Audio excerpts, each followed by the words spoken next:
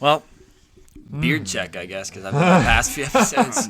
Last night, I don't have a beard trimmer. All I have is like a Philips Norelco 3-headed like circular thing, and I'm just like a shaver. Okay, is that what? Yes. Sure. Okay. It's not a trimmer. So it's a razor, I guess. It's a razor. Electric razor. Yeah. So like obviously I can't do anything with that. I don't have any attachments for it to like trim this thing. And it was took Reagan out to dinner last night, and this thing's getting out of hand. It's like it's getting straggly. Like I don't want it to like just come off my face. Yeah, see, yours kind of stays close to your face. Mine like grows like a porcupine. It's like a hedgehog. Gotcha. It grows out. It doesn't grow like close to my chin. Probably a cream for that. It probably is a cream for that. But Reagan last night, she's like, well, I guess there's really no way for you to trim it. And I was like, yeah, I asked for a trimmer for Christmas for my mom, but like until then, like so this thing's grow till then. Well, no. So here's what happened last night. She has like these eyebrow scissors. They're like small little scissors, and I was laid down on my back, and she was like just trimming my beard with these eyebrow scissors. It took her like half an hour, but now it feels much more tamed. But now until Christmas, we still have 3 weeks, and it's just gonna. But how do you line it? I just go. Oh, you got to keep on that. Then. Yeah. Manscaped makes a really good beard like trimmer. They do. It has a guard guard that you put it on, and you can adjust the height. That's what I need. With a scroll. That's exactly what I wheel. need. So I can just go over the whole thing and not wear it. Yeah, that's what I need. Yeah.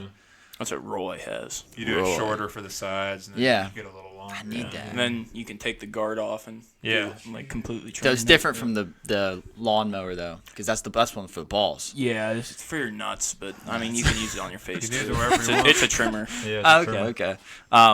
Logo this week, probably for next week too, is we got orange and green. It looks terrible together, but like it's That's hunting good. season. It's hunting that's season. True. Yeah. Yeah. Speaking of hunting season, Yeah, I was gonna say. got a Did good you say? story. Yeah, you said. I just went out today. Yeah. Right before this podcast, went out around 2:30, and walked out into the stand. The stand's about 50 yards into the woods from a field. Started walking in. First thing I saw was me kicking up 4 doe that were about 10 yards from the stand. Mm-hmm. So I was like, God damn it. Yep, of course. Sat there, continued to sit there for 3 hours, freezing cold, seeing nothing. Yep. Got out of the stand. I unloaded 3 bullets and kept 1 in. And, I mean, you're not really supposed to do that, so I was getting out of the stand with the gun in my hand with a bullet in the chamber. Don't give a shit. Safety was on. Gun wasn't cocked. It's fine. Got out, looked at the back of the field to make sure there's no like deer back there, and there weren't any deer. So I was like, all right, unloaded the gun completely, put the bullet in my pocket, started walking back towards the house, and about 50 yards in front of me was a doe just standing there looking right at me. I was like, started reaching in my pocket for the bullet. Fucker took off into the woods. I was like, that's just great. And that's hunting. Now I'm pissed. I'm going to be pissed all night. Was today the only day you've seen anything? No, during archery season, I saw a buck that was one of the biggest bucks I've ever seen, but it was during archery season, and it was too far out. But I mean, like, since rifle started on Saturday. Since rifle started, yeah. First thing I've seen. Really tempted to just shoot a squirrel. Just to get some blood. Yeah. It's illegal, but it'll feel better because it is illegal. Right. Get some frustration out. I did hear some turkeys gobbling. Yeah. I heard like in the woods. Yeah. Like they were loud. It was probably a big group. Probably a group of like 25, 30. Dang. Yeah. Pop on them suckers. Also illegal, but I'd still do exactly. It's fun. Part of the fun. Yeah. Part of the fun's covering your tracks in the snow. Yeah. Just to shoot guns, wear a wife beater, and drink PBR. Oh, man. That's the Old life. days. All illegal. I believe there is a law you can't wear a wife beater while shooting a gun. There probably definitely is. But unless it's stained. It's got to be right. super stained. And some, like, cigarette burn holes in it. Yeah. Or 2+ rips. Or a cigarette in your mouth. That's also. Yeah. If you don't have the one, then you can have the other. Yeah, true. Yeah, exactly. You've got, like, that 5 o'clock shadow where it's like you haven't shaved in days. But it's only like lamb chop. Exactly. Right. Yeah. then you're good. They just don't even look at you. Yeah, they're like, nothing to see here. Well, Dirty point buck. I don't remember that. the 30-point buck. That's when I saw a deer. That's exactly what it sounds like. I've only heard that sound on TikTok. Yeah. That's close enough. We had some. Like there's. He was 10 feet tall and weighed 10,000 pounds. And every time he took, there was a shaking on the ground. Yeah, that's it.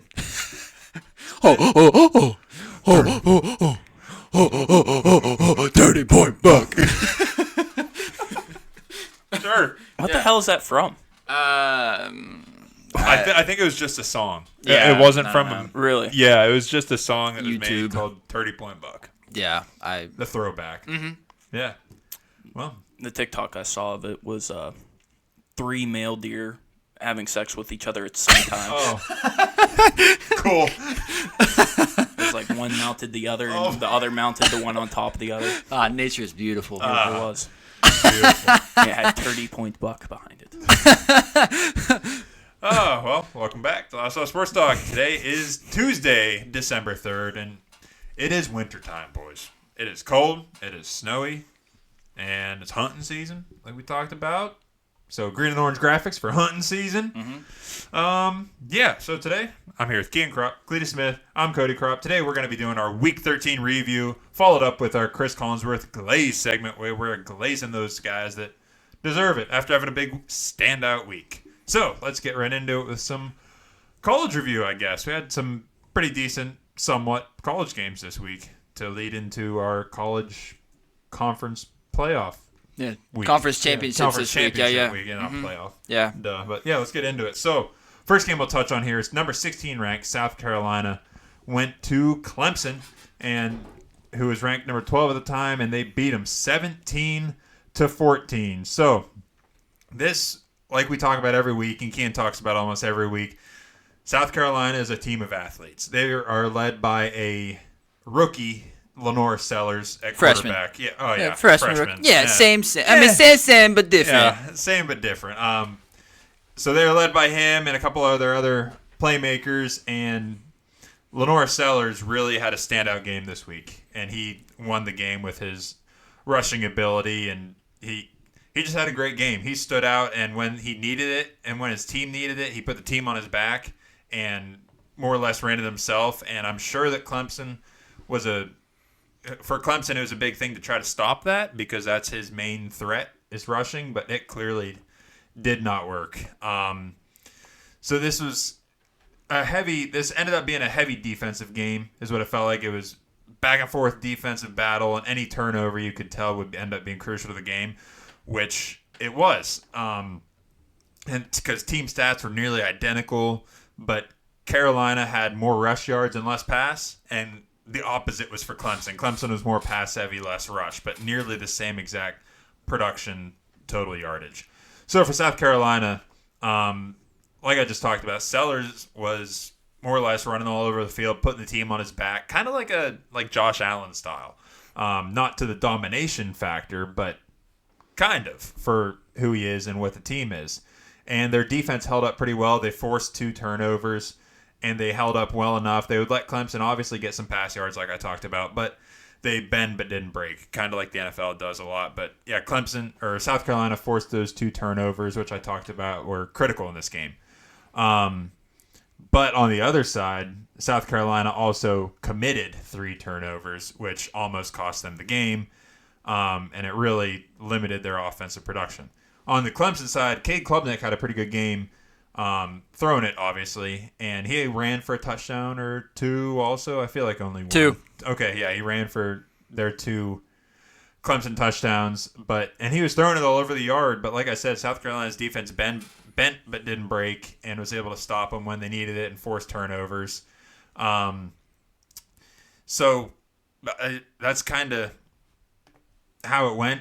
South Carolina and Sellers mainly ended up being too much for Clemson, even though Clemson had a very strong defensive game with the 3 turnovers I talked about. But South Carolina's athleticism won out this game, and beat their rivals, right? I don't know enough about this Yeah. rivalry. Rivalry week is what this was. Yeah, but I think this was a big rival game, and Sellers really made a name for himself.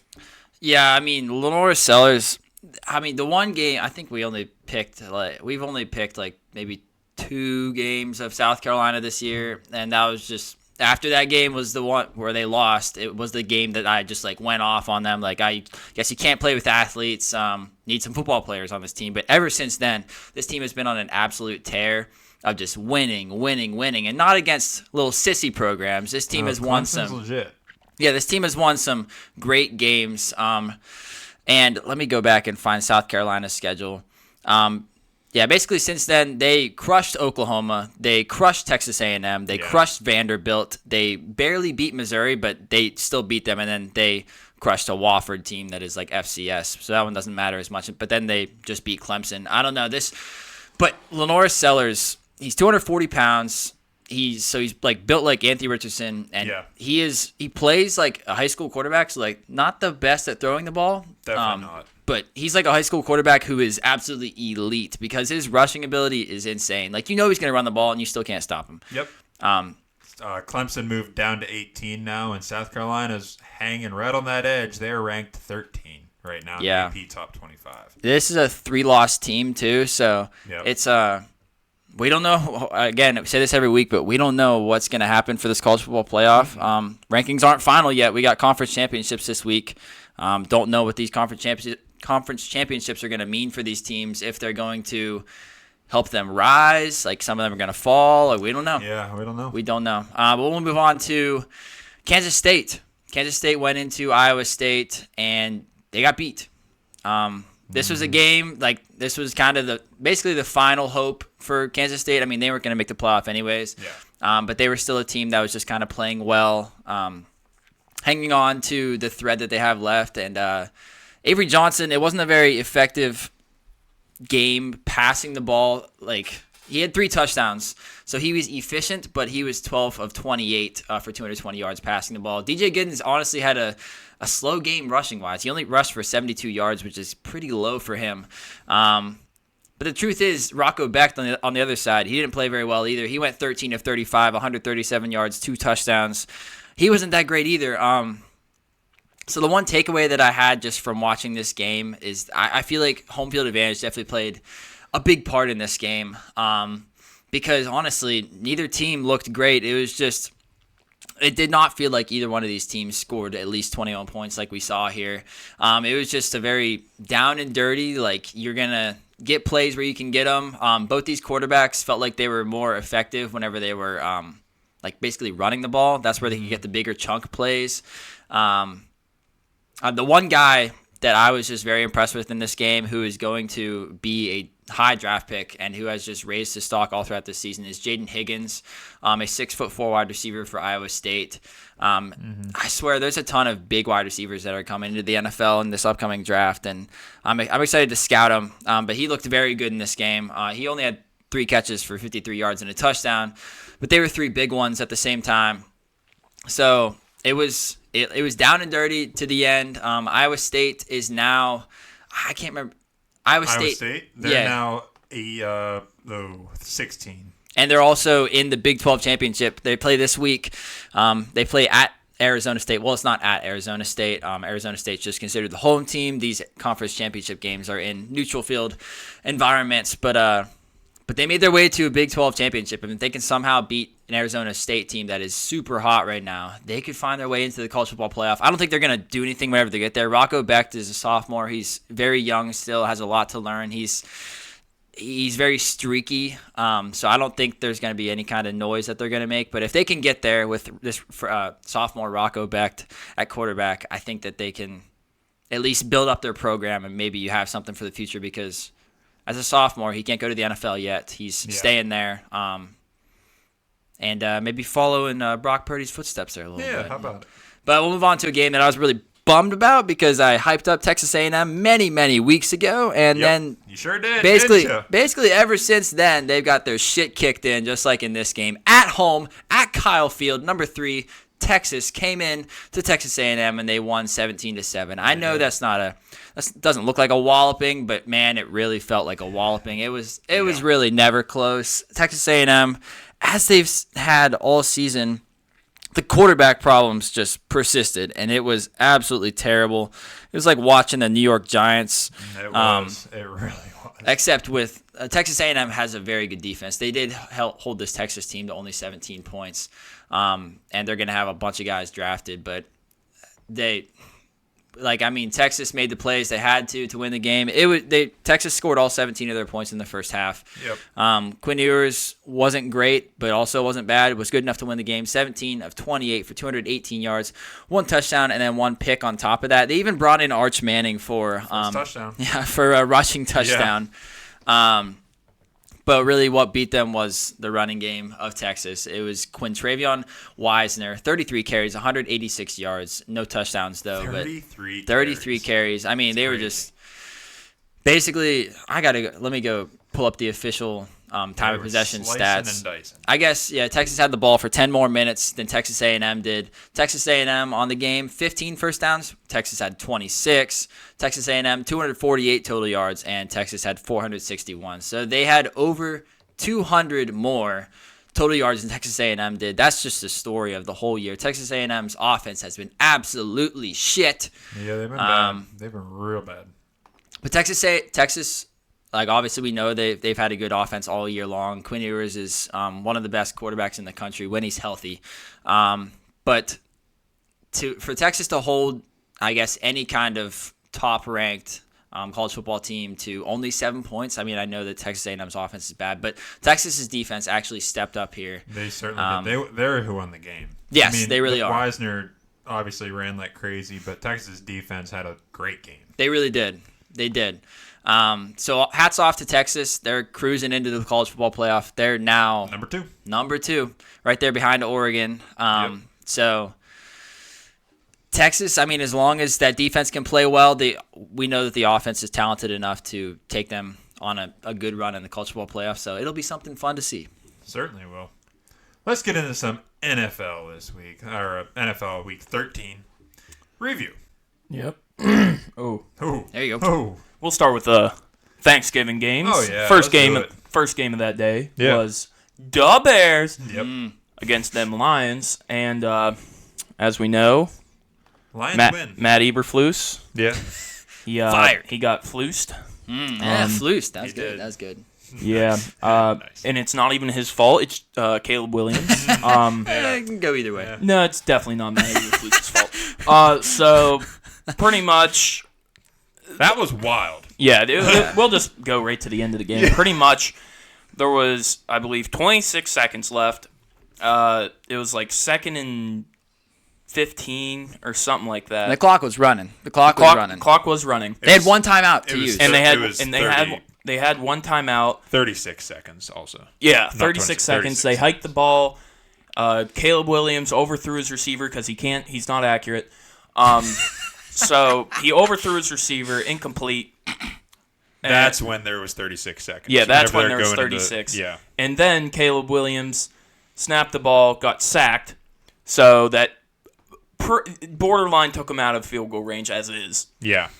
And so then there's like 26. Clock's still running, like 16 seconds left. They're at the line. So they have quite a bit. They're literally all set. Everyone's set, and for 10 seconds, Caleb Williams is looking to his left and his right, making sure everyone's set. For 10 goddamn seconds, he snaps the ball with 6 seconds left and throws shit into the air, and no one catches it. Chucks it deep. Yeah. So pretty much it's all Caleb Williams' fault, but no one's going to blame him because he was first overall pick, and Matt Eberflus is now fired, so maybe Bears fans are happy. They definitely are happy. I think real Bears fans have wanted him gone for about 2 years now. Yeah. But overall, Caleb Williams didn't have a terrible game. He's just really stupid. He went 20 for 30. He went 20 for 39, so still very inaccurate. Can't throw a ball worth a shit. But his receivers are good, like Keenan Allen, DJ Moore. Keenan Allen's a dog. Yeah, Keenan Allen had 2 touchdowns. DJ Moore had a touchdown, 97 and 37 yards. DJ Moore, Keenan Allen. I mean, the receivers did all the work. Caleb Williams is dog shit. They didn't have a rushing game. They literally rushed the ball 11 times. DeAndre Swift had 39 yards. Caleb Williams ran 4 times for the same amount of yards. Yeah. They didn't run the ball because they were down for most of the game because the Lions scored 20 of their 23. Or no, they scored 16 of their 23 in the first half. Mm-hmm. Bears defense, as we know, has been good all year. So they held the Lions to one of their lowest scores all year, which at 23, which is impressive. Offensively for the Lions, Jared Goff, he did okay. I mean, he didn't turn the ball over, but there were some plays where he just didn't throw well. Kind of impersonating Caleb Williams. He still went for 221 and 2 touchdowns. That's about his average. That's about his average stat line. But rushing, they couldn't get much going. Like, Jahmyr Gibbs did really well. He did very well. He always will. 9 carries, 87 yards. They really ran the shit out of David Montgomery, though, which may have been a mistake because Jahmyr Gibbs was running hot. They always do. Yeah, they ran Montgomery for 21 carries for only 88 yards. Yeah. I just don't like it. Pretty much the Bears defense was playing really well. And the end of the game screwed them because Caleb Williams can't snap a ball on time. Yeah, it was obviously there's controversy about who's. They also had one missed kick, so it would have gone to overtime if their kicker did make that kick. Yeah, I mean, we can debate all, but like we don't know what's going on behind the scenes. We can't hear what's going on in the headset. Like maybe they took forever to get the play in. Maybe Caleb. I also saw what Cletus said. Not that it's all. I don't believe it's all Caleb Williams' fault. I think Eberflus should have been fired. We all agree on that. Yeah. Yes, he could have called a timeout. They should have just called the timeout. Is I think what most people think. But I agree that I saw. I don't think they should just take the timeout. Then you have a shot at the end zone. I think you were close to field goal range. Let me just. They weren't that close. It would have been like a 52-yarder. Right. Yeah. It would have been long. Yeah, it would have been at 50 yards at least. Yeah. But because Caleb Williams got sacked. Yes. Yeah. He took a sack. Otherwise, they would have been just fine. Yeah. Yeah. You can't take a sack, so that's on him. Because they were throwing the ball on I think it was 3rd and 24. It was long. Caleb Williams single-handedly took them out of field goal range. Yeah, he can't take a sack there. Yeah, they also had a holding call before that, so that was 10 more yards. So maybe it was 3rd and 30 or something. It was. I can't remember exactly, but I mean, I saw what Cletus saw though, because 16 seconds ago, everybody is set, and his hands are still in his hand warmer, and you're not getting play calls in your head at that point. You can snap the ball whenever you want. Everybody's looking at you, Caleb. Snap the ball. If you're gonna do that chuck it deep thing, okay, but you can do that. You got to do it. You can do that, and then play lasts at most 10 seconds, and then it brings you to 4th down. You can at least try a field goal to try to tie the game.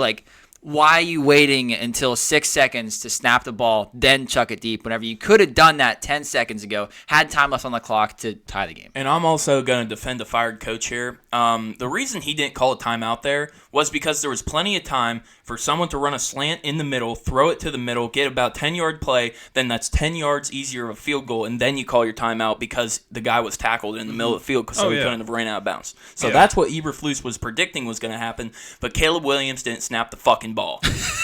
He has shit for brains. He's stupid. It could be anywhere. It's probably partially on everyone because their play caller, I forget their name, but maybe this feels like one of those situations where you should have had another play ready. Thomas Brown. Thomas Brown. Now, it feels like a situation you should have had another play ready. Hey, Caleb, whatever happens next, whether you get to the line, we need to get more yards this play right now. Then you get up and you said, a quick slant just to get more yards and then burn. All teams have plays like that. All teams do. Yeah, that's what I'm saying. I think they should have had that in there, whether they did or not, and Caleb didn't execute, but nothing makes sense for why he was standing there wasting time. It's in the past. So yeah, we'll talk about another game that had an offense that has all season had quarterbacks that have shit for brains. That is the Giants, and they lost. Potatoes. Yeah, they went into Jerry World.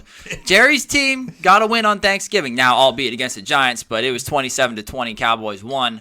We'll talk about the Giants first. Watching this offense every week without Daniel Jones almost makes me want to give Daniel Jones more credit, because for anybody who thought that Drew Lock was definitely the best quarterback out of the trifecta of Dimes, DeVito, or Drew, we can now see that there is no best QB that we're talking about. No. It's all shit. It's all just a steaming pile of shit. Like I'm talking, and Daniel Jones wasn't much better, but he was at least somewhat better on certain weeks. But it's all shit.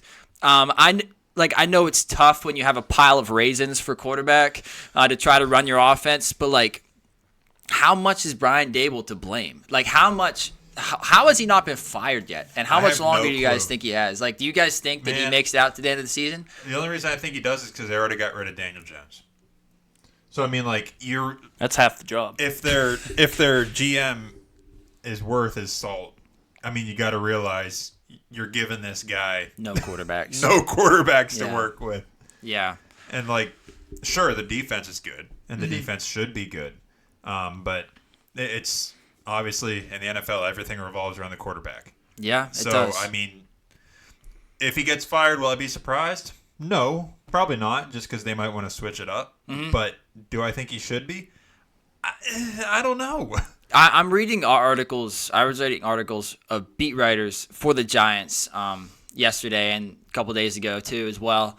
Just to like see, like, just typing up, Google searching Brian Dable, going to news and just like seeing, and then I'm seeing like beat writers be like, Brian Dable deserves another year. Like, they should have known coming into this year that there was no quarterback on this team. Yeah, because I haven't heard anything about him. No, like, people want him out either. No, there have been no firings on this team so far this year, besides Daniel Jones. But no coach firings. That's probably because everything, they got rid of Saquon, so obviously that's a huge deal, and people hate that. So. Yeah, so they didn't even fire their GM for that. Nope. They didn't fire their head coach. Obviously, that's Brian Dable. Didn't fire the OC. Didn't fire the DC. Yep. All these guys are still here. Yep. Only one that's been fired is Daniel Jones. But he was the problem. There's still some kind of problem then. But I don't know.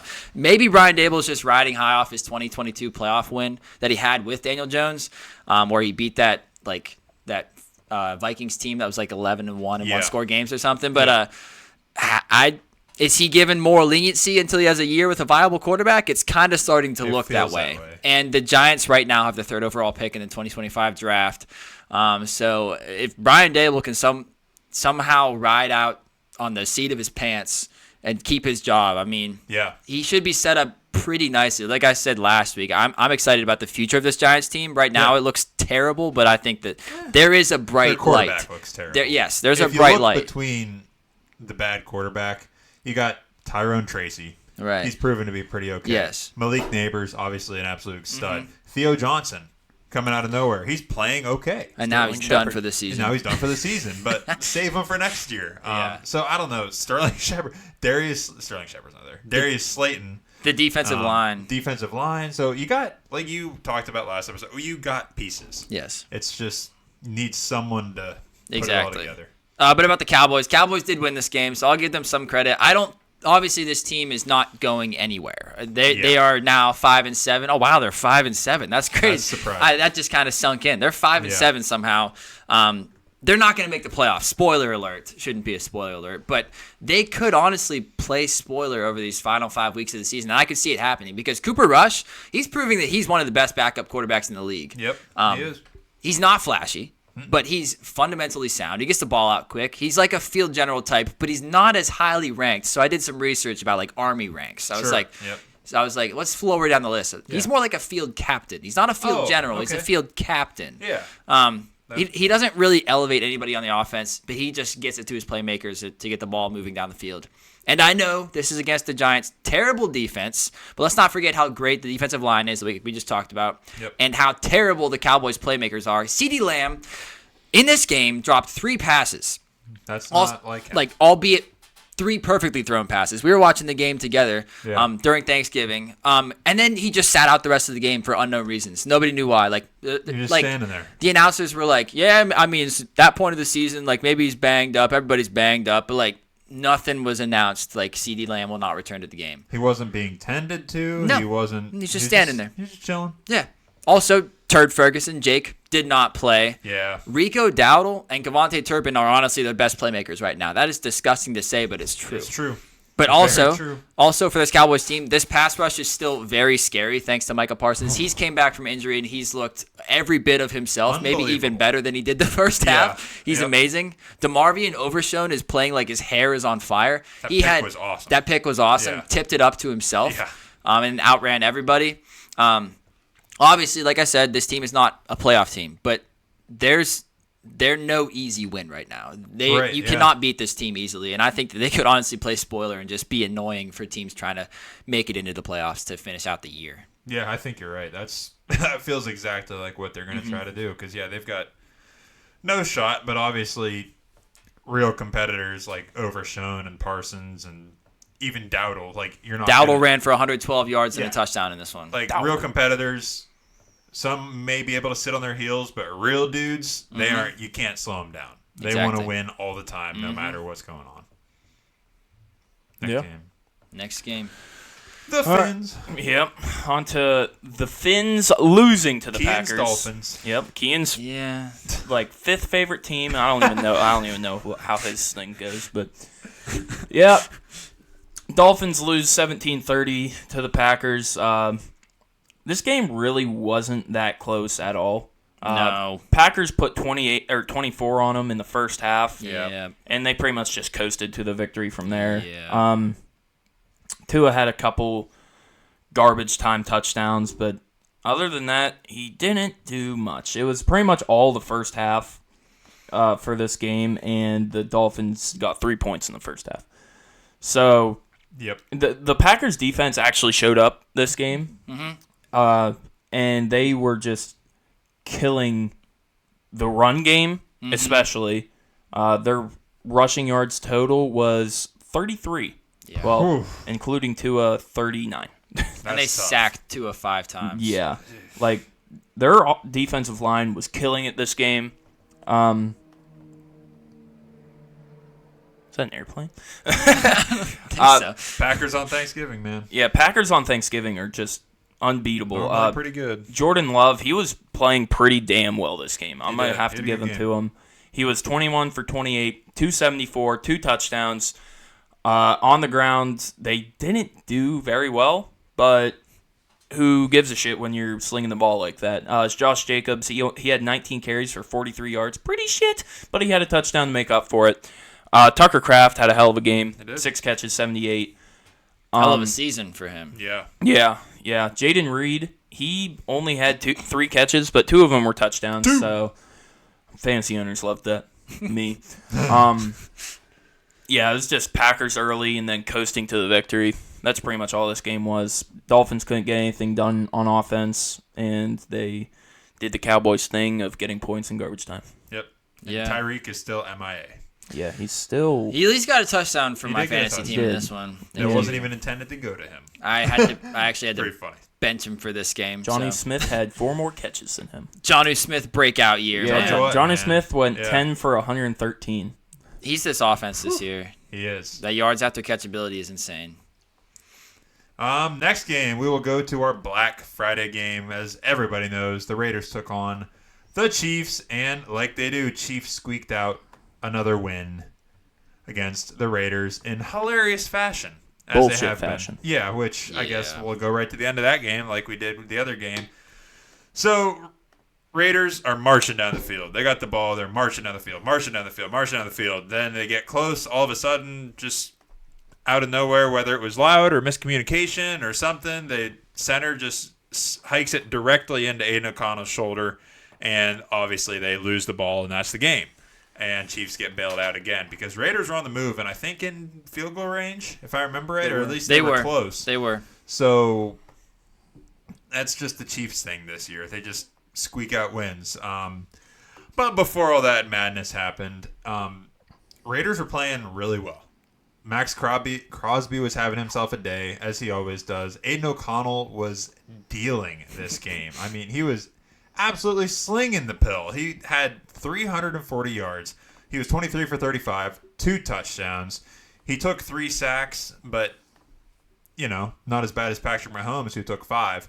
But on that Las Vegas side, They just had offense all over the field. Brock Bowers, an absolute stud, 10 for 140 and a touchdown. He's on Rookie of the Year Rookie of the Year watch. I mean,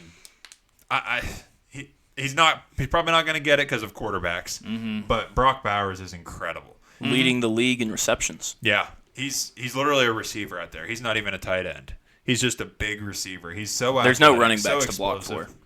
True. Yeah, you're absolutely right. Jacoby Myers, big game too, 6 for 97, and then some other big plays from some other dudes. But yeah, the rushing game still limited. Sincere McCormick was 12 for 64, which for the running backs that were there, pretty up day for the Las Vegas rush group. But, which, for the record, Sincere McCormick, the dude who sounds like he'd be making spices for the McCormick company. He's an undrafted free agent, second season guy out of UTSA. That one of the biggest who's you'll ever hear of, because Zamir White and Alexander Madison are still out, and Amir Abdullah is getting outplayed by this guy. Yeah, so, he definitely against the Chiefs. Yeah, which brings me to that side. The Chiefs, they honestly had I guess you can say, okay day, decent offensive day. Travis Kelce was getting catches down the field. Mahomes made some nice throws. He did. We got to admit that. But that, I don't know. They moved the ball well, but at the end of the day, we got to remember this was the Raiders. And the Raiders are still kind of not great, at least in the pass coverage game. Yeah, so on the Chiefs side, D-Hop ended up 4 for 90. Travis Kelce, 7 for 68. Noah Gray still getting in the action, 4 for 58. Xavier Worthy, 5 for 54. So they were slinging it around the yard. Pacheco's back. He ran 7 for 44. So not bad for getting back into the run of things. Nice. That was good. Very good. But Pat Mahomes ended up 26 for 46, 306, and a touchdown, 5 sacks is what he took. So kind of up day for what he's been through the year, but they just ended up doing enough to have that weird thing happen at the end to win them the game. Magic. The Raiders just kind of struggled defensively, mainly like I talked about on the guys like D-Hop and Travis Kelce. But they still only held the Chiefs to 19 points. But so the Raiders, they have that botched end of the game, but we can't forget the Raiders' kicking game absolutely stinks. They missed 3 kicks, which obviously, if you do the math, making one of them would have won them the game. Yeah. Would not have been in this situation. Justin Tucker-like. It is, which we'll get to. But, yeah, and also they had way too many penalties for way more yards than the Chiefs, which people say what they want. But Raiders ended up 9 for 101 for penalties, which is tough to come back from for any team, versus the Chiefs 7 for 40 as far as penalties go. So that's tough on the Raiders side. On the Chiefs side, you say 9 for 101? 9 penalties for 101 yards. That's almost as many yards as they rushed for. Yeah, definitely. So it's tough. But on the Chiefs side, it seems like this defense seems to be regressing at this point. I mean, you let the Raiders almost beat you. You let the Panthers almost beat you. And I guess by defense, I say seemingly the defensive backs. I mean, no one's been able to stop Brock Bowers, but the rest of their team and Carolina team, and I don't know, they just seem to be regressing, which is odd because this is such a great defense. It's been great all year carrying the Chiefs to these wins.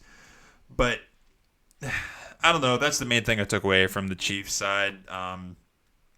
They just got lucky again with the Raiders' 3 missed kicks and the botched snap at the end of the game. They just squeak out another win so everyone can keep sucking them off. Yeah, it's stupid black magic. I don't know what happened. It's something weird going on. I mean, it's hilarious that it keeps happening this way. And by hilarious, I don't mean actually funny. I just mean how.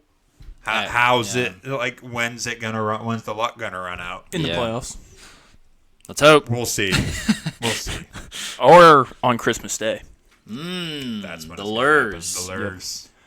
All right, we're moving on. Steelers-Bengals, probably game of the week. Out of nowhere. Steelers score the most points that they've scored since, 2018. Yep. Big Ben era. Pittsburgh won 44-38. Damn. Yeah. we'll start with Steelers, I guess. Russell Wilson, hell of a game. 414 yards. I think that's also the first time Steelers have had a 400-plus yard passing game since, 2018. I think so, yeah. It's been a long-ass time. Yep. 3 touchdowns and an interception, pick 6 that shouldn't have been an interception. He tackled George Pickens before he caught the ball. Yep. The ball wasn't even thrown, and George Pickens was on the ground. Yeah. But, yeah, Russell Wilson, he played a great game. His moon ball is just so catchable. So nice. And it's and one thing, would you guys like to guess how many people he threw to this game? How many people caught a ball? I'm going to go with 9. I was going to go with 8. 10. Damn it. 10 people, Dang. including McCole Pruitt. Yeah. Yeah. And Ben Skoranek. Ben Skoranek. Skoranek is an absolute dog. Oh, my Yeah. gosh. It's Jesus Christ. He's a dog. And Najee, he had a hell of a game. Those checkdowns to him are just awesome. They just go so far because it's weird. Anytime he runs the ball, he gets tackled. But when he catches the ball, people can't tackle him. Yep. It makes zero sense to me. I don't know if it's... I don't know what it is, honestly. It's black magic. Black magic. But, yeah, he did good on the ground, too. 75 yards and a tutty. Yeah. George Pickens had a nice catch for a touchdown. Pratt Freiermuth had probably my favorite play of that game, at least from Russell Wilson's side.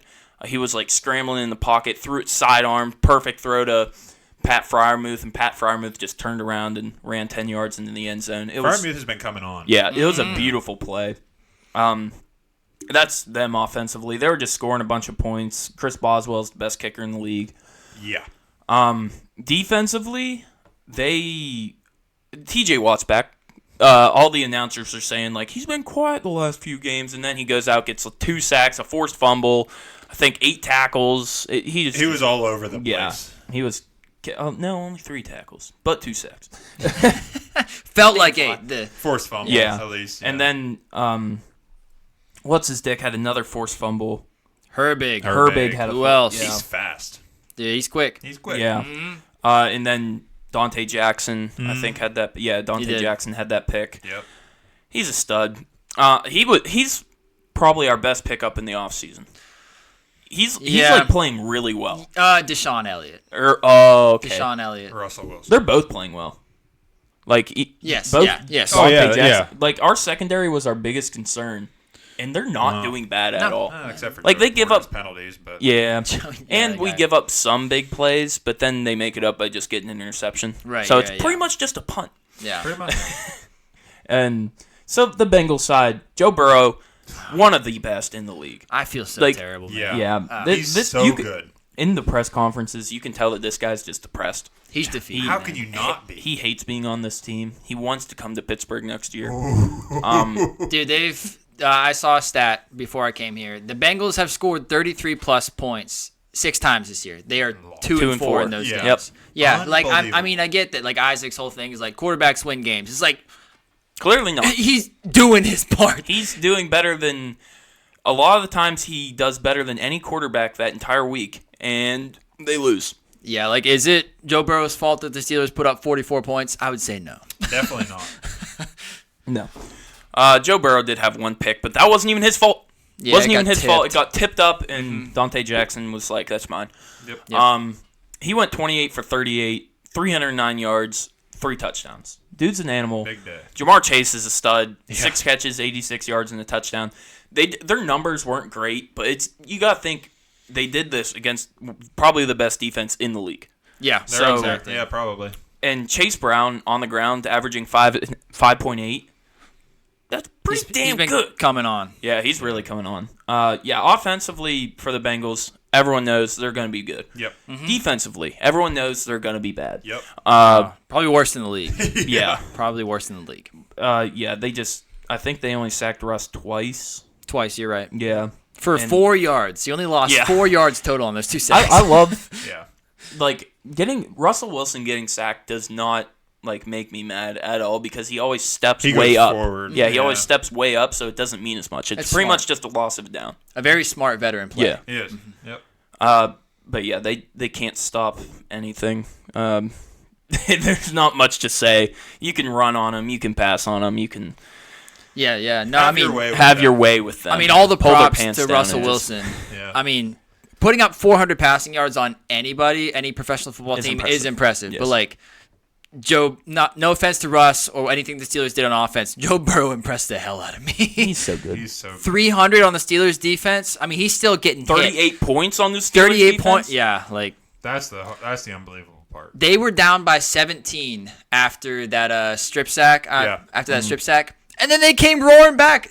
All they had to do was stop the run on third down. They couldn't do it, obviously, because the Bengals defense is terrible. Because they're like, well, this second string quarterback's in. Yeah. He's known for running, but we're gonna hang out inside. We're gonna hang out inside and stop Najee. Actually, Yeah. I think it was Jalen Warren on that play. It probably was. But- I don't know. But yeah, they had a chance to win this game. Yeah, Bengals they Oh, did. yeah, they definitely did. But Steelers are better coached, Yes, they are. and Dude, Steelers are 9-3, probably Roll. gonna win the division. Yeah, Baby, rolling. let's go. Because now the Ravens have 5 losses. Yep. 5. Because they sucked it. We'll get to that game. All right. Next, let's get to a sad game. No. I got another Falcons rant Oh. because Falcons. Oh, did you not pick the Chargers this week? No, I have to ride with my Falcons. Yeah, true. I have to. I respect it. out of dignity and pride for my Falcons pick this season. I have to ride with them, and that turned out to be absolutely terrible because the Chargers beat them in Atlanta. It was 17-13. I mean, start with the Chargers, I guess. Chargers offense didn't look great either. They didn't score any offensive touchdowns. They had one pick six off of Kirk, which Kirk played terrible. We'll get to that. But once again, Ladd McConkey was literally the only playmaker with life on this offense. Yeah. This game felt like one where neither team deserved to win, but the Falcons just made way, way, way more mistakes. It reminded me of that meme from The Boys where that he kills that guy, and then he looks around and the crowd starts cheering. He's like, all right, yeah. Because, like, the Chargers are like, yeah, we know we played terrible, but, like, they look around, they look up at the scoreboard, they're like, oh, all right, yeah. Yeah, pretty much. But that's just kind of the story of the Chargers this year. They don't make big mistakes like the Falcons did in this game. They play safe. Yep. But against the Falcons defense that had been struggling, the Falcons got 5 sacks in this game. The Falcons on the year had 10 sacks coming into this game. They got 5 in this game. The one game that the Falcons defense shows up, the Falcons offense doesn't show up. But against this Falcons defense that had been struggling, they mustered 0 offensive touchdowns and 3 field goals. There's no playmaking talent to take advantage on this Chargers team, but props to them. They won. They did what they had to. Derwin James had a pick. Basically, everybody had a pick. Kirk had 4 interceptions in this game, which leads me to my Falcons point. Please, please, please let it be Michael Penix's time. Kirk Cousins over this 3-game losing streak that the Falcons have been on, with a bye mixed in there that like is supposed to kind of give him a new fresher breath air. Damn. He got 0 passing touchdowns and 6 interceptions over this 3-game losing streak. And he was only pressured 7 times in this game, which is not very many. But watching Kirk alone made it look like he felt way more pressure than there actually was. I said it a week or 2 ago. The old quarterbacks look old this season, especially for some reason. Aaron Rodgers, Joe Flacco, Kirk Cousins. It reminds me of the final season of Tom Brady and Ben Roethlisberger. Tom didn't want to get hit in the pocket, so he just checked it down to his running backs all the time. 146 targets to his running backs that final year for Tom Brady. And then Big Ben, if you guys remember correctly, Big Ben's farewell tour, he couldn't throw the ball downfield more than 25, 30 yards. That's like legit. His elbow was absolutely shot. Yeah. So he had... And his legs. Yes, and his legs. He had the quickest time to throw in the league that year, which was 2.25 seconds. Oh, and second in time to throw was Tom Brady, which was his second to last season with 2.33 seconds. No other quarterback in the league was under 2.53 seconds. Old guys don't like getting hit. It hurts more once you're older. So what I see is that if Kirk's first read isn't there and he has to look elsewhere, he knows that pressure's coming. This is the NFL. Yep. He panics. While he's under pressure this season, Kirk is second in the league in interceptions with 8. While under pressure this season, Kirk is first in the league with turnover-worthy plays with 12. And Kirk is second in the league in time to throw while under pressure at 2.90 seconds. So he gets the ball out fast. He's making terrible reads, and he's throwing interceptions. So I've got to be honest. I didn't expect Kirk to come back and look this immobile, scared, shell-shocked. But obviously, looking back, I mean, he's 36 now. True. An Achilles injury used to be considered career-ending, so like the signs were there. I just kind of looked past him because I'm like, yeah, Kirk can throw that ball. So I was a huge Kirk Cousins believer coming into the season, but there's no doubt that he has lost a step, maybe 2, maybe 3. He might have just fallen down the whole damn stairs. Maybe. But I think it's time to move on if the Falcons want to win this division and make any sort of noise in the playoffs because the Buccaneers just tied the division lead at 6-6. This is a terrible division, guys. But bring on the Penix. Bring on Michael Penix, please. Bring me the penis. Exactly. This guy was my guy for me. He was my quarterback 3 of this rookie class. Actually, our consensus quarterback 3 tied with Bo Nix. Yeah. Tied. Yeah. Best arm in this class, in my opinion. Whenever it comes to accuracy, ball placement, possesses the arm strength needed for a great deep ball. In my opinion, he had the best arm in this class. This change needs to be made, please. Penix is ready for it. Just like Bo Nix, Penix was a 6th-year senior coming out of Washington. Give this guy the keys.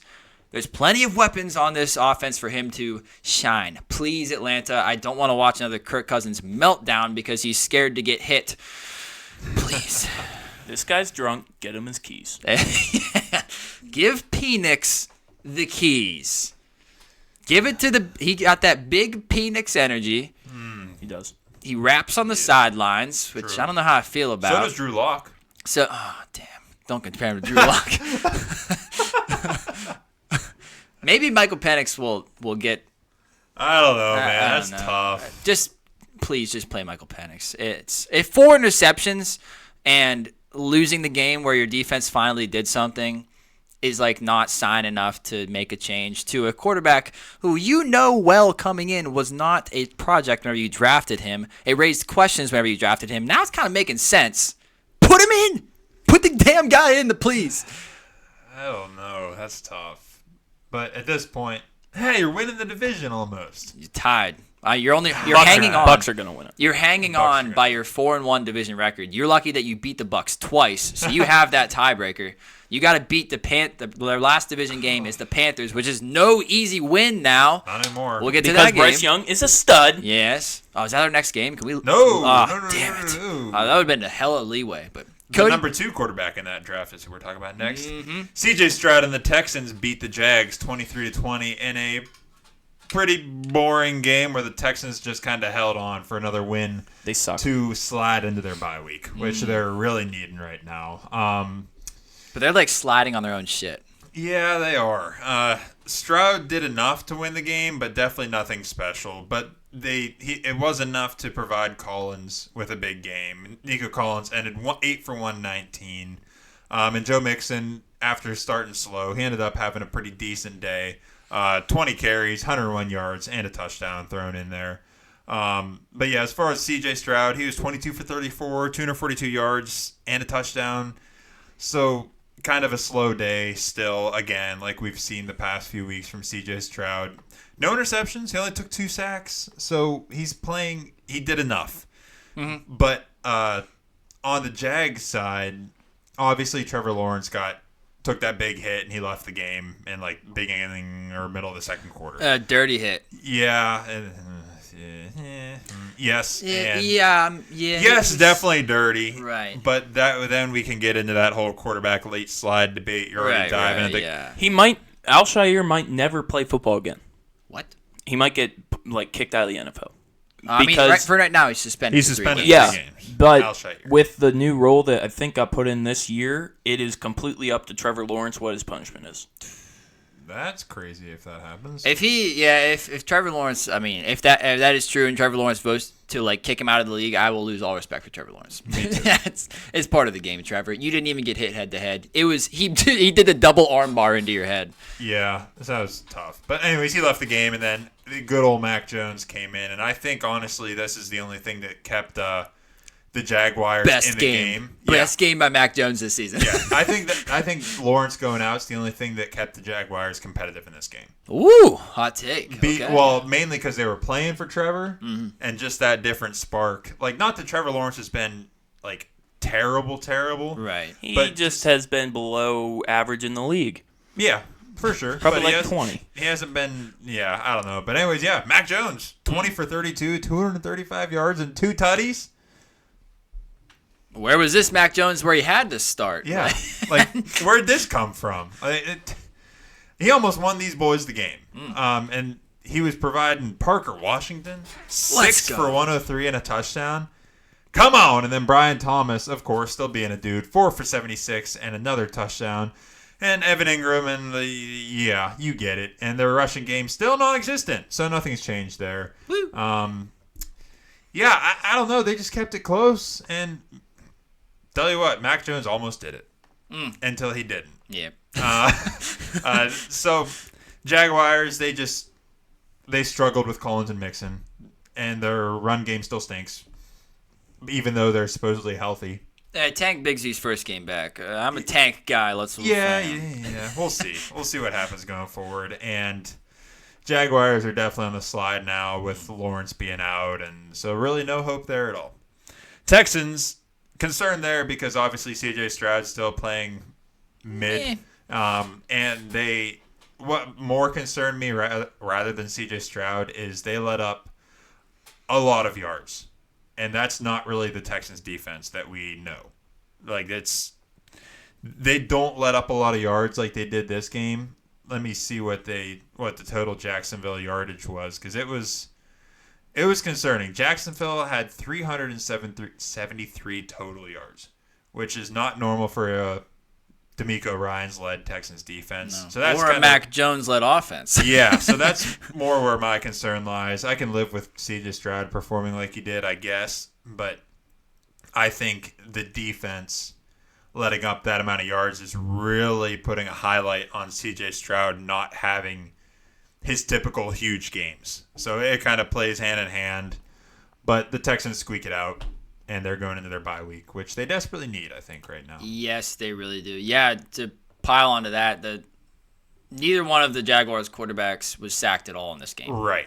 Yeah, that's a problem. Uncommon. That is a problem. Yep. Speaking of a problem, Anthony Richardson, he won another game. Boo. I mean, it was against the Patriots, but Almost the Colts won 25-24. Anthony Richardson had another game-winning drive where he just kind of won it with his legs because his legs are different. His arm is also different. Or bad. Bad sometimes. The stats don't really show it, but Anthony Richardson really has been playing better since he retook over as a starter in Week 11. Anthony Richardson is able to make some throws that maybe 4 other quarterbacks in the NFL can make. And then there's still some boneheaded, easy misses that he has to learn to hit. But he's making better, smarter decisions now, especially whenever he's deciding to run, when to go down once he's out in the open field, and when to lower the shoulder to get those extra yards. But his pass catchers are honestly, I'm not going to blame it on his pass catchers because his accuracy is still not the best, but true. His pass catchers aren't helping him out too much in the pass game. Over the past 3 weeks, the Colts pass catchers have dropped 7 passes. Oh, cool. 7 passes. All of Jordan Love supporters have been saying how his receivers can't catch anything, which is true. Jordan Love's dropped pass percentage is 9.8% this season, thanks to Dontavian Wicks, who literally has a 25% drop rate. Every pass, I love it. 1 out of 4 passes thrown to Dontavian Wicks is dropped. That is absolutely crazy. Well, Jordan Love's drop pass percentage is 9.8%. Anthony Richardson's drop pass percentage this season is 12.1%. So, about those few throws every game that AR can make that most other quarterbacks can't make, Anthony Richardson is 31st in the NFL in pass attempts. So he hasn't thrown the ball too much because he was hurt for some of it. Yeah. And he also just kind of, it's much better for him to run the ball at this point in his career. But Richardson, 31st in attempts, but he's 9th in the NFL in big-time throws. He has 5 more big-time throws than Jordan Love on 93 less pass attempts. So AR is first in the NFL. Yeah, he's first in the NFL in big-time throw percentage, but Anthony Richardson is also first in the NFL in turnover-worthy play percentage. So every single game for Anthony Richardson is really full of wow throws, and then what the hell was that throws? But man, I love watching it. It is so fun to watch. He's like an athletic Jameis Winston. That's exactly what he's like. That's exactly what he's like. But it's basically like you're playing roulette. Yeah. You're playing roulette on every single play, but I love watching it. It's fun to watch, man. But the Patriots, they're not winning games, but it's just, I said last week. I went back and watched the last week's episode because it was literally last week where I said, this team has no talent. They're probably a few years away from competing. And then here we go. the Patriots aren't winning games, but it's just impressive that what they've been doing offensively to stay in games with such little talent. Yeah. They stayed competent in this game. Now next week they're probably going to get the shit blown out of them. Oh, blown out of them. That would be weird. But they outgained the Colts by 169 yards in this game. I think they wanted to lose this game. I think they really did. I think they just want a better draft pick. Maybe, I don't know, but this is how you tank. You play well and then let them beat you. I'll let you finish on the Patriots. But Ramondre, Antonio Gibson, and Drake May all rushed for at least 59 yards. That's pretty damn good. Yeah. Their leading receiver on this team this season, although, is Hunter Henry. Dog. But the defense also allows the eighth most points and eighth most points and eighth most total yards to opposing offenses. Yikes. But the offense just keeps up more times than not. And then next week they'll probably get blown out, but then they're going to bounce back. And then they probably get blown out, but then they'll bounce back again. But they should have hope for the future because this team has proven to me more than I thought they ever would. 100%. So, yeah. Now, just for hypotheticals, Mm-hmm. just think how different we'd be talking today if the Colts did not get that 2-point conversion. Yeah, about how game. Anthony Richardson can't do shit. Yeah. Well, yeah, the NFL. We'll still talk like that. I mean, in this game, let me read his actual stat line. He went 12 of 24 passing for 109 yards, 2 touchdowns, 2 interceptions. That's an Anthony Richardson game if I've ever heard one. It is. That he still has one of the not one of, I would say probably the coolest celebration spike in the league. Yeah, because it makes a dent in the ground. Oh, 360 spike. Give me a break, dude. Yeah. He is entertaining. He's definitely entertaining to watch. I'm encouraged by what I see. I mean, mistakes aside. Mistakes are definitely there, but the big plays are also there. Yeah, I mean, let the guy play. It's good that he is playing and staying fairly healthy and able to get the reps. Cardinals update. Cardinals. Oh, the vibes. The vibes are low. Yeah.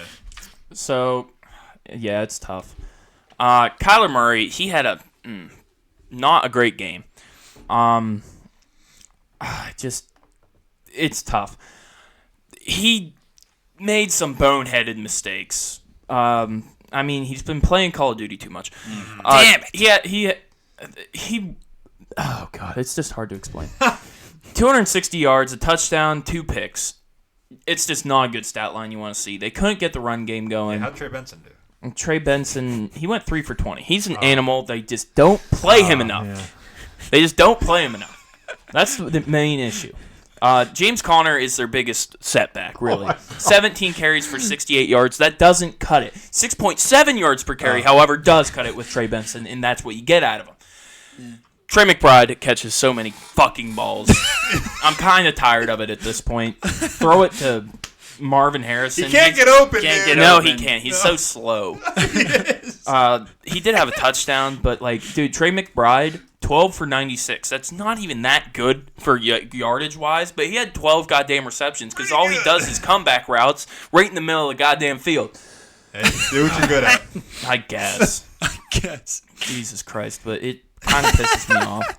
They literally. I thought we liked Trey McBride. I do. Okay. But it just pisses me off how that's pretty much all that they do. The only offense. It's either Marv catches a long one, Michael Wilson catches a long one, Trey McBride catches a 2-yard gain, or Kyler Murray's going for a run. But yeah, they just need some more depth in this offense. They need a second wide receiver. That's for damn sure. Michael Wilson does not cut it. He'd be a damn good 3, but he's not a good 2. Luckily the Cardinals, they weren't expected to get more than 6.5 wins. That was their over/under at the beginning of the year. They're 6-6 right now, so they are overachieving. But I feel like this is a game they definitely could have won and should have won. Yeah. On the Vikings side, Sam Darnold, he had an okay game. He had the game-winning drive at the end there. He went 235 for 2 touchdowns. That's Sam Darnold's stat line. So usually there's a pick in there, but you're against Cardinals for Christ's sake. He did take 5 sacks. That's unbelievable for the Arizona defense. Yeah, well, it's Sam Darnold though. He's gonna hold on to that thing. Aaron Jones, they did not run this ball. They ran the ball with Aaron Jones 5 times. Sam Darnold scrambled 4 times. Cam Akers 4 times. Ty Chandler 2 times. And Aaron Jones fumbled it twice. So. Dumb. Yeah. That was bad. That's pretty much what kept the Cardinals in this game to begin with. Like, the Cardinals just did not play well. Like, they covered the spread, luckily. But other than that, the Cardinals did not play a good football game. And the Vikings are way better coached. It's not even funny. And their defense is so good. I love watching this Cardinals defense, though. They had a dude named L.J. Collier get 2 sacks. Yeah, the Cardinals defense is just like you never know what's going to happen. It's Anthony Richardson on defense. You don't. Yeah, exactly. You don't know what you're getting. I do have to give Jonathan Gannon some credit, at least for the defense, because he's he's a great coordinator. Yeah, he's a great coordinator. But the offense, I agree with you. It's vanilla. It's like it's hard to get started. Yeah. It's very bland. They have Manila. It's right? it's like a Steelers offense with a scrambling quarterback. Yeah, there's no. It's Justin Fields' Steelers offense. It's not this year's Steelers offense. It's like last year's. Yeah, with Kyler Murray at quarterback. Yeah, pretty much. That's pretty much what it is. Yeah. Pat Freiermuth, Trey McBride. Yeah. George Pickens, Marv. Yeah. It's pretty much the exact same, because George Pickens wasn't nearly the guy he is this year last year. Yeah, bad O-line. Yeah. It's the same thing. But Cletus, I definitely see your pain. I mean, there's nobody on this offense who can get open fast. I mean, Trey McBride, at the end of the day, he's just a tight end. He's not going to run for that many yards after the catch, at least not quickly. Like, Marvin Harrison's a deep ball receiver. Michael Wilson's a red zone threat. Who else you use it? Dortch doesn't get targeted. They need a twitchy wide receiver. Mm-hmm. And you got rid of Rondale Moore, and he's hurt anyways now. But like they could have took Malik Neighbors, but yeah, they really could have. It's okay. They have Tip Ryman. Yeah, he's a blocking tight end. I mean, they need to draft another wide receiver bad. You're 100% correct, Cletus. The Titans got shellacked by the Commanders, 42-19. Jaden Daniels is back, baby. Yeah, baby. Yeah, baby. Basically, Commanders all game. Mm-hmm. Yeah. Daniels is back. He's being a stud. He must have heard the conversation of him not doing so hot lately, and he's like, Oh, you want to see something cool? Let me throw 2 touchdowns to Terry McLaurin in the first half when he's only had like 21 receiving yards in the first half all year long or something like it was some crazy stat like that. So he targeted McLaurin early and often. McLaurin ended up 8 for 73 and those 2 touchdowns I just mentioned. So had a really great day. And Jaden Daniels overall, he had a great game. Stats may not show it, but if you watch the game, he was dominating. 25 for 30, 206 yards, 3 touchdowns. He did have a pick, but he also added 9 carries for 34 yards and another incredible touchdown run on the ground. So he was, and then let's go right into Washington's rest of their offense because they obviously dominated. Brian Robinson Jr., he was hobbled coming into the game. At least so we thought, but he ended up 16 for 103 and a touchdown. C-Rod, Chris Rodriguez Jr. also was 13 for 94 and a touchdown. I mean, these guys were running all over the place. That 1-2 punch this game was great. It ended up working really well. C-Rod is off the practice squad. Yeah, and he just dominated this game. The Titans didn't have an answer for any of it, and yeah, so that was basically about it. Titans are back to earth, kind of being mid at best. Another 2 touchdowns for Westbrook Akine. I mean, how do they keep doing this? I love it so much. 8 touchdowns in the past 8 games now. I don't get it. It's awesome, but that's about the biggest positive you can take away from that side. Will Levis is back down to earth. They just couldn't keep up. They couldn't slow down the Commanders, for one, their defense, and they just couldn't get anything going on offense to even remotely try to keep up. And they had a lot of penalties, which also really hurt the Titans this game. They had 12 penalties for 93 yards, which is very painful when you're trying to keep up with a team that was just dominating all game long. Yeah.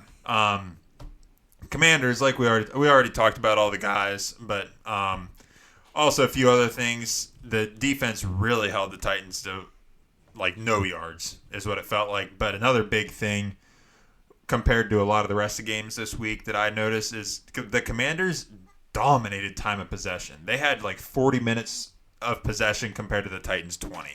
So all those things piled up for the Titans. I mean, that's what I mean by Commanders all game long. They were on the field 2/3 of the time. The offense was. So the only negatives to take away from the Commanders, this is kind of going across the league as we talk about it. They had 2 missed field goals. I don't know if kicking just got absurdly hard for almost every team in the league lately, but there's a lot of missed field goals going around. And like I said, I already talked about Daniels too. That's kind of a negative. He didn't have many yards, but he was very efficient with his work on the ground, and the yards that he did get, he ended up with 3 passing touchdowns. So that's not even a concern to me. So Jane Daniels is back. Commanders are back. Titans are dead. Yeah, that's about it. Jane Daniels is continuing to make a case for Offensive Rookie of the Year. He's back on track. All right, moving on to the Seahawks-Jets game where Aaron Rodgers decided to no longer play football. I'm out on the Jets. Yeah, I was About damn time. I've been defending Aaron Rodgers all year, and I can't do it anymore. Me too, buddy. I don't know. Yeah, in the first half, it looked real promising. Did? Devontae Adams touchdown. Yeah. Devontae Adams finally got a touchdown. They scored all of their 21 points in the first half. They didn't score a single point in the second. Aaron Rodgers just decided to stop playing. He was playing, but he wasn't playing. Right. Geno on the other side of the ball, he had a decent game. Like the Jets' defense, Sauce was locking up DK Metcalf. That bro couldn't do nothing. JSN's best receiver in the league, 4 catches for 74 yards. Yeah. I mean, I'm gonna say it every year because he just keeps, every week because he just keeps proving it. 4 for 74. Hey, that's pretty damn good. I mean, that's almost good. 20 yards average. That is good. That's a good stat line. Yeah, Aaron Rodgers, he just gave up. They couldn't do a single thing on offense in the second half. Breece Hall, he had an okay game, 12 for 60. Braylon Allen, he had like 3 good weeks there. Yeah. Now he averages 2.5 on 5 carries. So he'll come around. Or 2.2, not even 2.5. He's not that good. He'll come around. He might not. Yeah, he might not, but he'll come around. Yeah, like I said, Aaron Rodgers, he just quit. And I don't know exactly how many yards he had in the first half, but it's probably most of his 185. And then he had an interception later in the game because he was like, screw it, I quit. But, yeah, his only 2 touchdowns came in the first. Devontae Adams, he had a decent game, 5 for 66 and a touchdown finally. Garrett Wilson, kind of quiet game, 5 for 41. That's pretty much all they did on offense. Like, nothing else happened. Seahawks, they just did what they had to win. They just seemed like a more motivated team. Like I said, Geno, 206 for 1 touchdown. That touchdown went to A.J. Barner. Mm-hmm. Who? A.J. Barner. Yep. Just random tight end. Why not? Like I said, JSN, 4 for 74. DK Metcalf still got 4 catches while being guarded by Sauce for 66. Not bad. Sauce did shut him down. He did. Though. Very bad. I've got some kind of weird juju going on where, like, whenever I trash some guy, I just said the Sauce was like playing bad last week. Sauce had his best game of the season. You should start dogging all the Steelers. Yeah, I really should. Please. On the ground, K9, not that good. Yeah. 16 for 49. Yeah. He came out from his injury pretty good, and he's just slowly on a downhill slide here. Zach Charbonnet, though, a little bit of a breakout game. 4 for 28 and a touchdown. That's not bad. I mean, I'd take Touchdowns are always good. Touchdowns are good. Yeah. They made their kicks. That's why they won this game pretty much. And the thick six. Thick six. They did have that. Leonard Williams. Yeah, buddy. Big cat. Yep.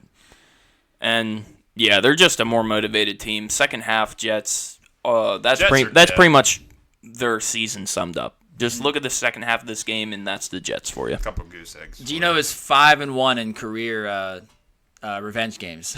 Nice. I love it. This was also a revenge game for Leonard Williams, who had the thick six. Yeah, buddy. Dog. So, yeah, big win for the Seahawks, who are now the leader in the NFC West, just over the Cardinals now at 7-5. Mm-hmm. Boys, it's going to get damn loud because my boy, Bucky Irving. That's all I'm going to – well, that's not all I'm going to say. I know I talk about him a lot, but come on, man. 25 carries, If you don't see it now, you're never going to see it. 152 rushing yards, 1 rushing touchdown, plus another 33 receiving yards. This guy had 185 total yards in the game, and he hurt his hip at some point throughout the game, so he only logged 1 touch over the Bucs' final 3 possessions of the game. Damn. He ran for 6.1 yards per carry, over 25 carries. He's a slippery son. 25 carries. I know this is against the Panthers' terrible run defense, but only Alvin Kamara ran for more yards against the Panthers this year. He ran for 155 yards, but it took him 29 carries to do that. Okay. I mean, I know I love Bucky Irving. He was my guy for me. I said before the season he was the best running back on the Bucs, but I truly think that Bucky Irving, hold your hats. Maybe you think this shit's going to get deep, but this is not. This is legit. I truly think Bucky Irving is a top 10 running back in the NFL. I believe it. Yeah. I can go with I'm that. on board now. I'm on board with that. After watching this past game, I'm on board. Insane. He's Yeah. now ranked as the running back for this season, according to PFF. He is second in yards after contact per attempt. Here are the yards per carry leaders this season. Saquon is obviously first. Yeah. Saquon, you can't touch him. Absolutely. He's first. Yep. Number 2 is Jahmyr Gibbs. Just very makes efficient sense. whenever the ball is in his hand. Definitely. Number 3 is Derrick Henry. Okay. Sure. That guy Big doesn't man. He's stop. big, At yeah. 30 years old, he Believe doesn't him. stop. Yeah. Number 4 is Bucky Irving. At 192 pounds wild, and yeah. slow as hell. That's crazy. I love it. The Buccaneers finally realized that they have to get this guy the ball. Well, they still give it to Rashad White near the goal line a couple times. Yes, 'cause yeah. And Rashad White. I kind of like the way that they are running playing these two running backs. It worked pretty well this game. Yeah. Yeah. I just like the last game too. Like Yeah. the way that they've been True. using them now, like They realized Bucky. they're Irving's giving better, like so they're giving him more 65% to Bucky Yeah. and 35 to Rashad White, and I think that's pretty much perfect. Pretty good. Yeah, That's yeah. pretty 'cause, damn I mean, good. Bucky, at the end of the day, He's better. I'd say he's not a better receiving back, but I mean, it's pretty close. pretty close. Yeah. I mean, Rashad White's definitely the better blocker because he's like got 25, 30 pounds on Yeah, Bucky. and that's why he's a better goal line back too. Yes, yeah, exactly. And Rashad White, I don't even know if he would have had that many carries, but like I said, Bucky got hurt and had 1 touch over the final 3 drives. But yeah, Rashad White put up a good yards per carry in this game too. He broke off 1 long run to kind of ice the game. Yeah. But damn, Bucky Irving. Also, we'll talk about mention Baker Mayfield here. I know we've all been praising him all year, especially Cody and me. This team lives by Baker, but this team also dies by Baker. I mean, it hasn't happened much this season, but it's happened at times, like multiple times in this game, when Baker makes a crazy, aggressive, unnecessary throw that just gets picked off. He looks like young, immature Baker on the Browns. Yeah. And every once in a while that shows up. You just kind of hope it doesn't come up when the game is on the line. But for the most part, Baker has been great this season. Oh, yeah. But that young Baker is still in there, just like kind of the Jets version of Sam Darnold still shows up in Sam Darnold sometimes. Let's talk about the Panthers, though, because this team, you can't deny what they've been doing over the past few weeks, 4 weeks, I want to say. But I think Dave Canales is truly the quarterback whisperer. Bryce Young is looking great for what he has to work with. Out of the 3 draft classes I've scouted so far, 2022, 2023, 2024, Bryce Young had the best pocket presence and maneuverability that I have seen. That's what blew me away about him when I scouted him. Sure, he's very small. We all know this. But at Alabama, he always knew where he had to move in the pocket to avoid rushers and find a clean lane to make a throw because he kind of has to because he's 5'9", if that. Yeah. But that was gone his first 20 starts in the NFL. He looked scared. He didn't keep his eyes downfield. He just kept checking it down, just countless 3 and outs. Basically could not move the ball or even think about scoring. But Bryce is now trusting his play caller, Dave Canales, trusting his O-line, his playmakers. He's just comfortable now. He's distributing and moving now like he did it at Alabama. It's just fun to watch. The defense, obviously, needs help at every single position. There is not a single position on this defense that could not use an upgrade. But finally, it looks like Josie Jewell. Panthers. Oh, yeah, Josie Jewell. But finally, it looks like you Panthers have found yourself a quarterback and a head coach. And because these last 4 Panthers games, they've been decided by 3 points or less. Yeah. Which is crazy. That was not on my bingo card for this No. year. Neither was Bryce Young throwing for almost 300 yards. No, I know. Bryce Adam Young. Thielen. Bryce Young threw for almost 300 yards in this game. 26 of 46 for 298 yards and 1 touchdown. He only took 1 sack. Yeah. Adam Thielen had almost 100 yards. Absolute dog. At 99 yards on 8 catches, 1 touchdown. Tommy Should've been Tremble. 2. Yeah, should have been 2. Yeah. Tommy Tremble, 5 catches for 77 yards. Leggett, 4 catches for 53 yards. 8 targets for Leggett, so I'll take it. Yeah, 8 targets, exactly. Also, Mike Evans gets back in the 100-yard column on the Buccaneers side. 8 catches for 118 yards and a touchdown. I'm impressed by this Panthers team, and I'm excited to see what they can do the rest of the season, right? Like, they're 3-9, obviously, but I'm excited to see these improvements that we've seen. So we'll move on to the Rams and Saints. I picked the Saints in this game. Wasn't exactly a good pick, obviously, because the Rams went into New Orleans and Rams won 21-14. They'll start with the Saints. Pretty. Yeah, I mean, Derek Carr gets no credit, and he's thought of as one of the most mid quarterbacks in the NFL. I get that. I can see it. Derek Carr sucked last year. He sure did. And Michael Thomas is Derek Carr's worst enemy on Twitter. Yeah, he blames Carr for Chris Olave's concussions because he throws hospital balls, which, okay. That may be the case. Maybe. But Derek Carr has been great this year. Derek Carr is the quarterback 3 this season in passing grade, according to PFF. Derek Carr is 6th in the NFL in big-time throw percentage. He has the 7th lowest turnover-worthy play percentage in the NFL. Oh, and in case you forgot, the Saints lost Rashid Shaheed in Week 6 and Chris Olave in Week 9. Taysom Hill has been Derek Carr's most reliable pass catcher since Olave went down. Taysom Hill is technically a quarterback. Yeah, technically. That's his best receiver. But But now Taysom Hill's out for the year. But here's Derek Carr over the past 4 games. 234 pass yards per game, 6 passing touchdowns, 0 interceptions. MVS has actually scored 4 of those touchdowns. I love it. But here are the wide receivers who have caught at least 1 pass for Derek Carr over this stretch. We got MVS. We got Kevin Austin Jr., Cedric Wilson Jr., Dante Pettis. The tight ends are Taysom Hill, Jawan Johnson, and Foster Moreau.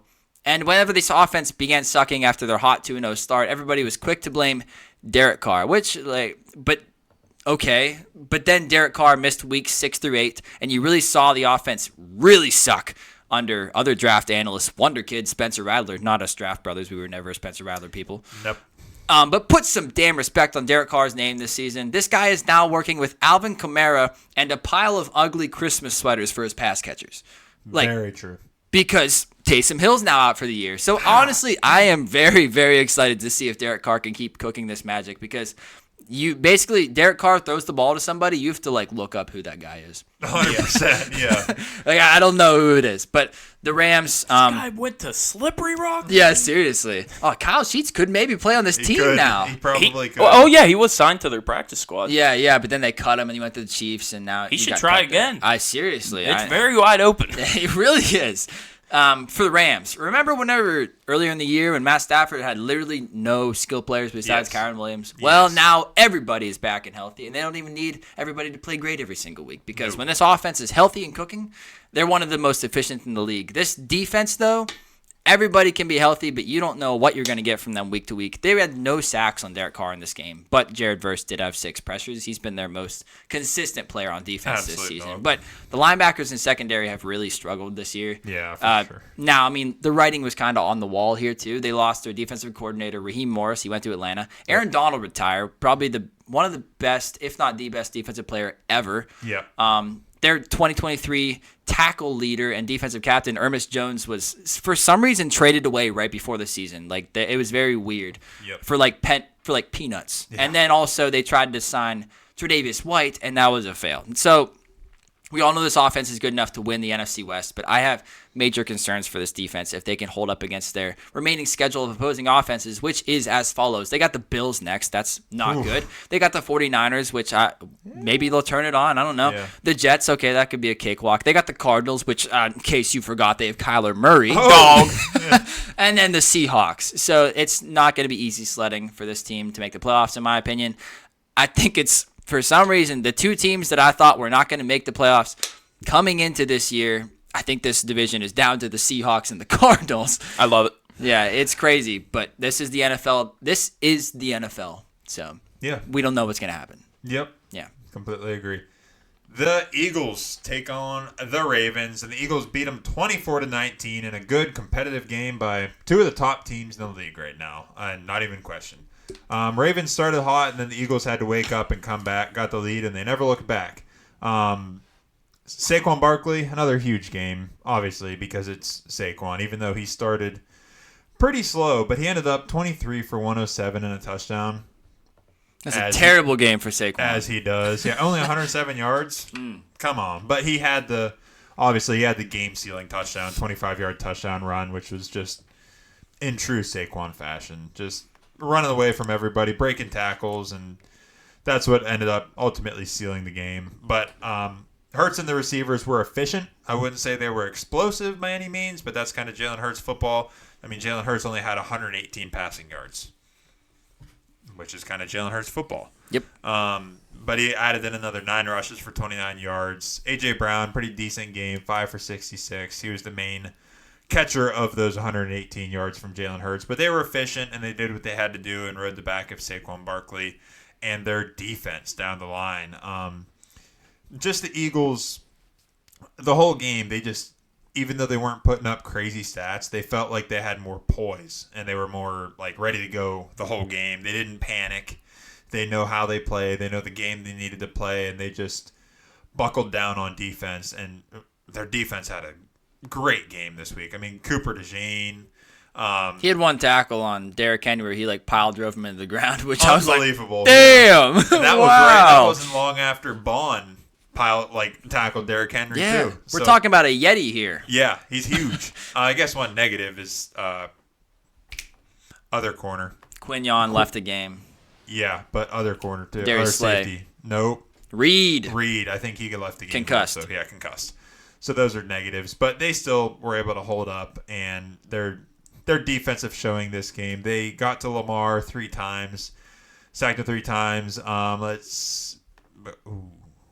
They forced a couple fumbles. Unfortunately, they did not recover. Eagles did not recover any of them, but their defense was just able to lock them down. Zay Flowers was their biggest receiver on the Baltimore side. He had 3 for 74. Mark Andrews was 6 for 67 and a touchdown, but that was not enough to keep up with the Eagles. Lamar Jackson ended up 23 for 36, 237, 2 touchdowns. So another pretty good game out of him aside from those 3 sacks. Derrick Henry, of course, still running for a bunch of yards, 19 for 82. No touchdowns, though.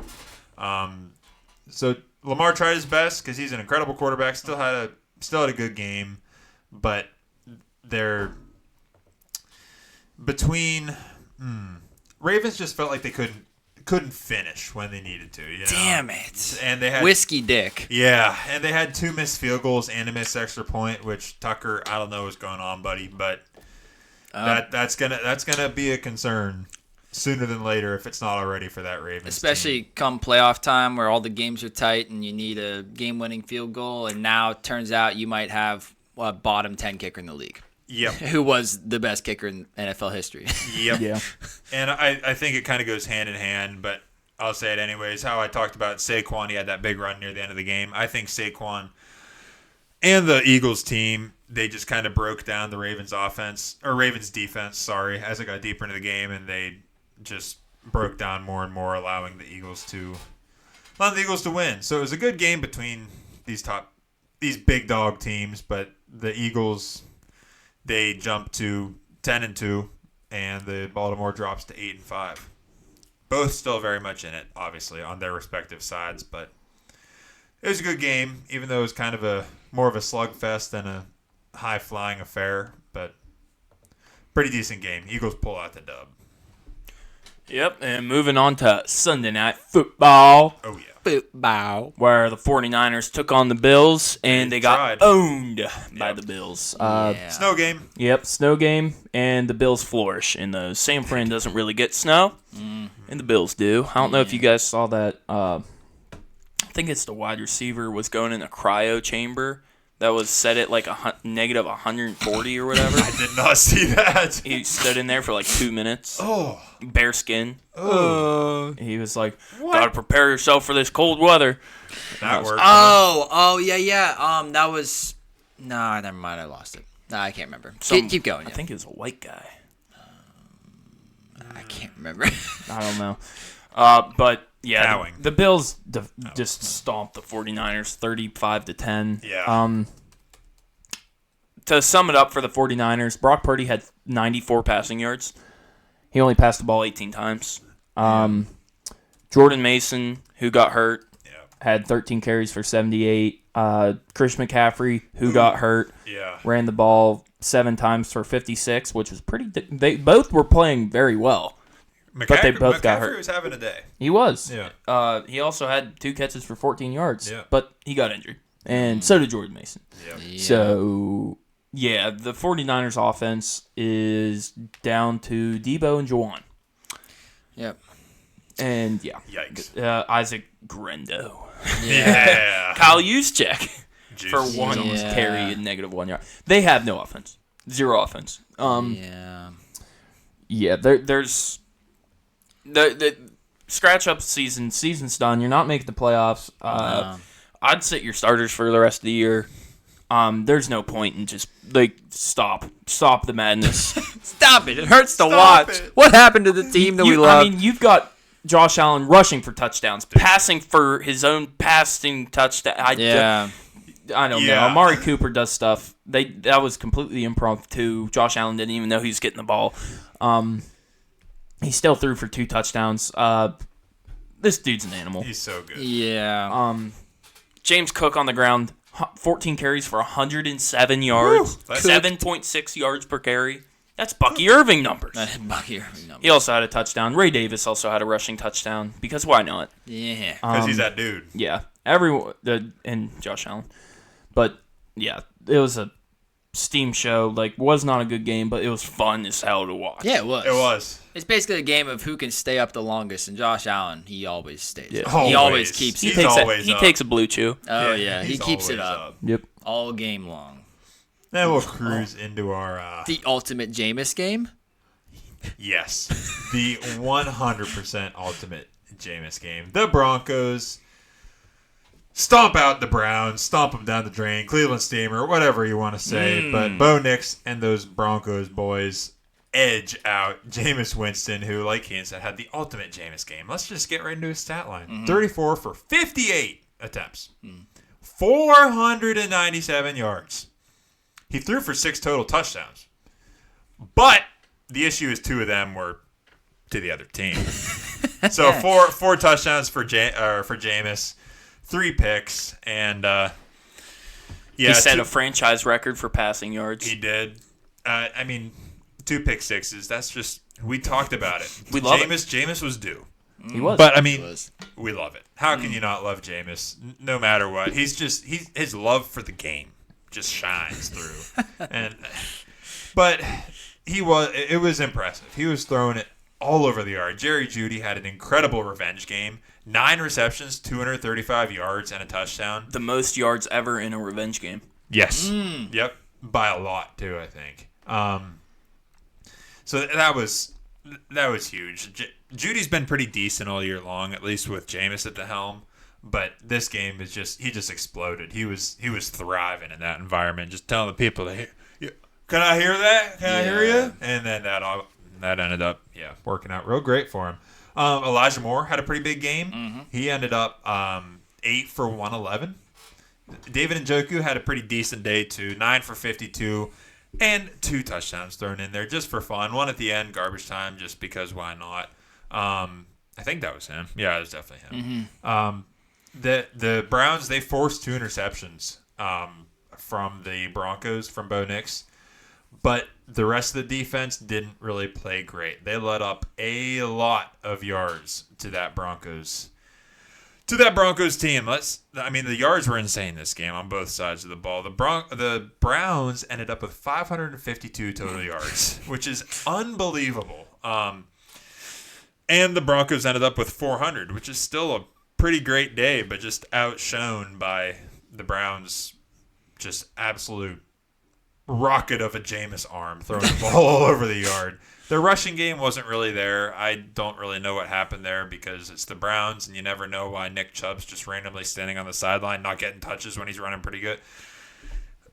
That's the Browns, baby. I don't know. But Bo Nix, let's go to the Broncos side because that's fun, and we all love Bo Nix. We know that. He continues to shine if you just don't look at the 2 picks. don't pay attention to that. Yeah, he looked different in this game. He had some like fuck it throws. He did. Like, yeah, I don't know if he was scared or not scared, but like I think he just didn't give a shit because he was like, my defense got 2 pick sixes. yeah, why do I have felt to care? comfortable or something? But when it came down to it, he performed when he needed to, and he ended up having a pretty good day. He was 18 for 35, 294 pass yards and a touchdown, and those two picks, obviously. But this kind of brought Bo Nix down to earth a little bit. He hasn't really thrown a lot of picks all year for being a rookie. But then he was able to rely on that defense and still win the game. He was able to get Sutton and Mims the ball a lot, and they had huge games for him. He made some big-time throws in big moments. I think he really did. And their Broncos defense did not give up a sack all game to the Browns defense that really put a whooping on the Steelers, but then decided to just not do anything to the Broncos side. We already talked about it. The Broncos defense had 3 interceptions too, 2 pick sixes. They had 10 QB pressures on the day, so they were dominating, and the Broncos just felt in control. Even though it was a high-scoring affair, back and forth, the Broncos felt in control, in more control than the Browns. Maybe that's just because Jameis is on the other side, and you never know where that ball is going. But the defense also, like we talked about, stopped the Browns' run game pretty well. The Browns, Jameis and the 3 picks is concerning, but that's Jameis football. That's going to happen sometimes if people don't remember. This is how Jameis plays. He's just a gunslinger, and it'll happen sometimes. He'll get pass happy, especially when it's, I don't know, when the game's on the line and there's a lot of scoring going on, and he feels like he's got to make passes, but you know, it happens. Browns defense is kind of back down to earth. They let up huge plays to the receivers. They didn't get any pressure on Nix. Basically, I think they had no sacks and only 2 quarterback hits, and they just couldn't come back from those mistakes. So I don't know. Browns defense is confusing. Yep. I guess it's back up and down and up and down and up and down. But on the Broncos side, they obviously let up a lot of yards to Jameis, which is concerning, and they struggled to cover Judy, which is, I guess, kind of concerning because Broncos have been pretty decent all year, and they kind of got bailed out by those 2 pick sixes the Broncos did as a team. I don't know, but it was exciting because it was a high scoring affair, back and forth, and a lot of yards being thrown all over the yard, and Bo Nix kind of down to earth, but a pretty decent day, and the Broncos had scored enough to win out over the Broncos at home. They did. Now, let's get into glazing some folks. Shall we? Well, we shall. I'll go first because mine is a given. It's Bucky Irving. Oh, Yeah. Have to. 185 total yards, 6 missed tackles forced. 98 of his 152 rushing yards came after contact. Bucky is that guy, and everybody is seeing it now. Everybody hop on the bandwagon. There is plenty of room for all of y'all. I'm on it. I've been on it. Let's go, baby. I'm there. Is he glazing anyone today? Yeah, I'm glazing Josh Allen. Oh, Yeah. I mean, that dude he plays the game so good. I don't know. He just does stuff. Yeah. He does do stuff. And it works. And it does. He's an improviser that you wouldn't expect to be an improviser. I don't know what it is. He's just an animal. 0 catches on 0 targets, but he got 7 receiving yards and a receiving touchdown. Magician. Boom. Yeah. How do you even do that? I am going to glaze my guy who's kind of had we talked about him, but I'm going to glaze Terry McLaurin. Big game, 2 tutties to get that team roaring out to a hot start to just absolutely dominate over the Titans with his good buddy Jaden Daniels throwing it to him. Yeah, I think Terry McLaurin deserves some glaze. He's been good all year, but this was a pretty standout game for him with the 2 touchdowns early. So, yeah, I think he deserves it. Absolutely. All right. That wraps up this week. Thank you guys for watching. If you have any suggestions, feedback, comments, questions, let us know down there in the comments or email us at laststopsportstalk.com. Thanks for watching. Catch us on the next episode for our Week 14 preview, where we'll be talking about the college conference game or conference championships and obviously the NFL. Thank you guys for watching. We will catch you on the next one.